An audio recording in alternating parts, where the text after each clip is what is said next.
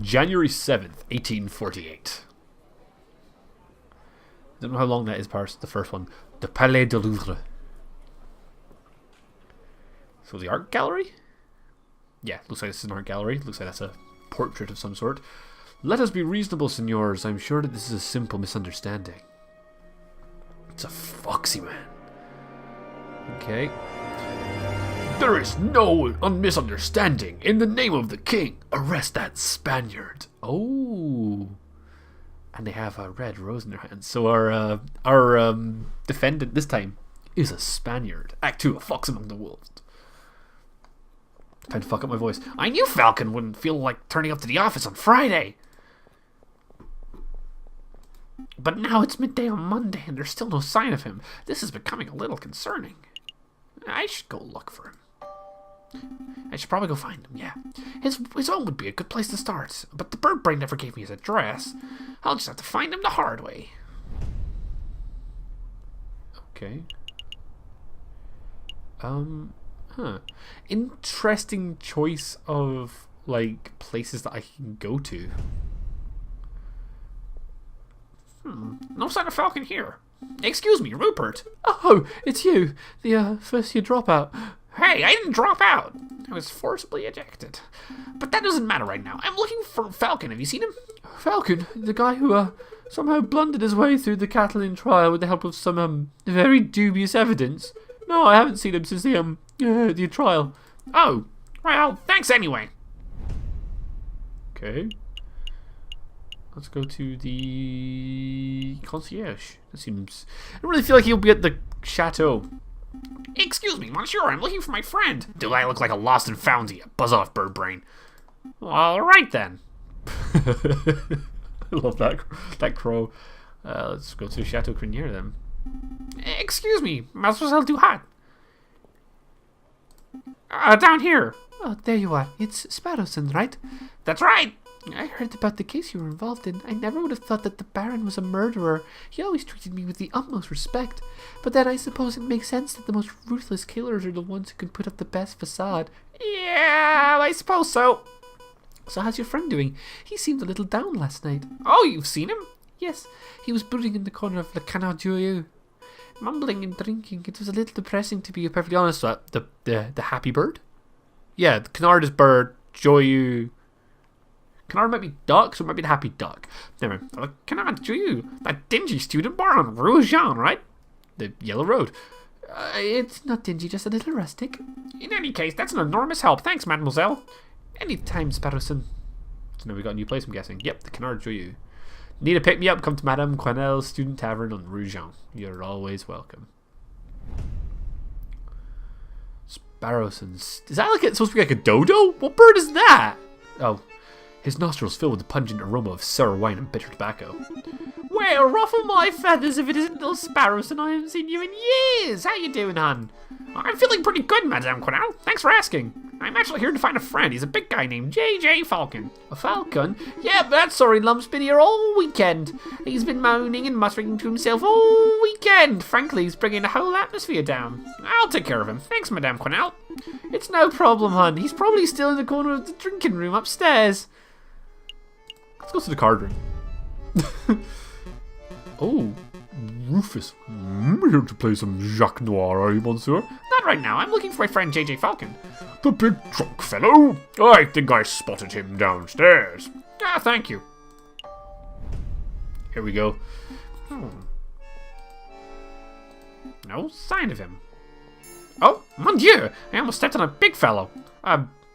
Falcon, what are you doing on the floor? Hey, Falcon, wake up! Wow, the bird's completely out cold. He wants to drunk this place dry. Let's see. How'd you wake up a drunk person?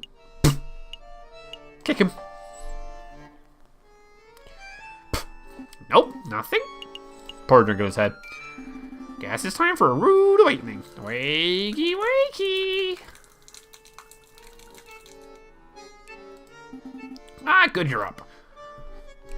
Are you with us, Falcon? Yeah. Feeling sober? We should probably head back to the Aviary office so we can get some work done. I don't understand it, Sparrowson. Huh? I thought I did everything right. I followed all the procedures. I found all the evidence. I presented the case beautifully. And yet a guilty feline walks free while an innocent man sits in custody. What went wrong? Where's the justice?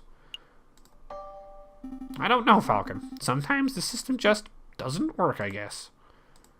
It should work. Yeah, it probably should. Sorry, Falcon. I don't have the answers. What I do have is freshly baked croissants from Pierre's Boulangerie. Croissants. Yep. They're waiting for you back at the aviary. I'm sitting here moping about justice and you offer me croissants.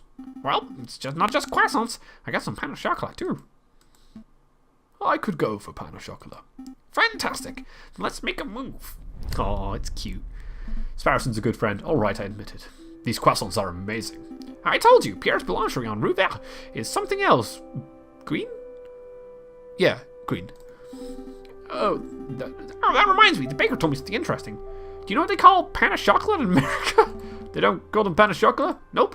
Pronunciation difficulties. America's a whole other language. So what do they call them? Chocolate croissants.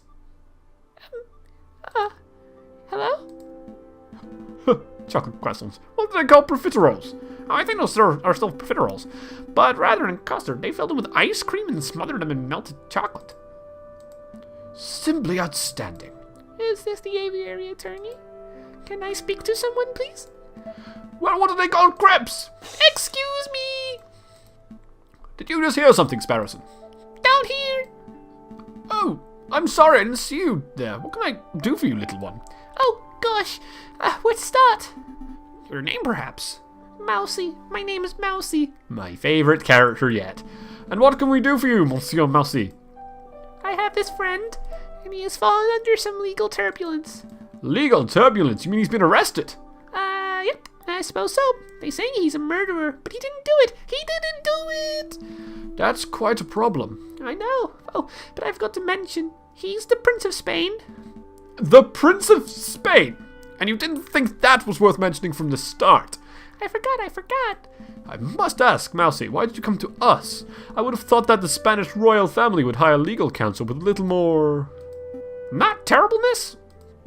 Expertise. Oh, the prince has great faith in your lawyering skills, monsieur. He said that your reputation as a lawyer was renowned. Really? The prince said that? This is a great opportunity, Falcon. Surely you wouldn't deny a request from the Prince of Spain. Of course not. We'll take the case. Grab your coat, Sparrowson. We have royalty to defend. That's the spirit. Good luck to you, messieurs. You aren't coming with us, Mousy? I have, other matters to attend to. But Prince Juan is being held in the concierge. I'm sure he will fill in all the details. Right, let's make a move then. Oh, God. What does Spanish just sound like? What did the Spanish sound like again so I can do an offensive portrayal? Nope. God, I don't know what to do with half the voices in this game. Good day, monsieur. Oh, it's you two again. Nice work on the lady's kitten trial. Baron Raguel's pacing around the cell right now ranting about wringing your necks. Yeah, I'm not surprised. He's super mad, but hey, a criminal's a criminal, right? If the lion didn't want a death sentence, he probably should have killed the guy. Oh, you're not here to defend him, are you? Because that would be hilarious. We're actually here to see Prince Juan Cabido, heir to the throne of Spain. The mouthy fox, huh? That guy's driving me nuts with senors and his flamboyant attitude. I say the sooner he hangs, the better.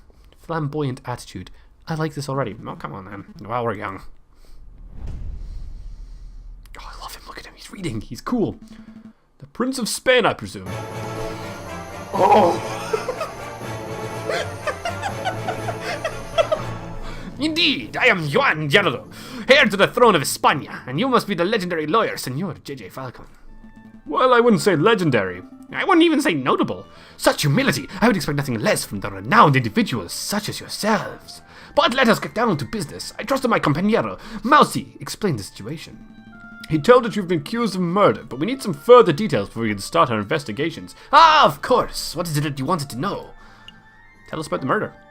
To be honest, Prince Juan, I'm a little confused as to how a member of nobility... Nobility? Sure. Royalty could get in so much trouble. Could you walk us through your activities on the day of the murder? Of course. Let me see where to begin. It was the cold and misty morning of the 6th of January. I had heard that the King Louis Philippe was unveiling a new painting at the Palais de Louvre, and I wished to meet the man himself. So after a brief stroll and picnic in Tuileries Garden, I entered the place. That was a very French accent for my Spaniard. I found the royal entourage in the Louvre Garden Gallery. When I saw an opportunity, I presented a humble gift to the king. A rose, an international symbol of passion and virtue. How romantic. I crotch-thrusted when I said passion. You can't see that, but it was fun. But before the king could take it, a rather rude person snatched it from my fingers. It was a royal guard, a dog by the name of Major Howell. Ouch! Cried out Major Howell. I have pricked myself upon the thorns of this dastardly flower. And then the Major slumped to the floor. His face turned blue, his mouth frothed, and he died. He died straight away after being pricked. Straight away, senor. It was obvious that the pricked finger was the cause of death, but I don't know of any poison that acts so fast. Nor do I, Senor Falcon.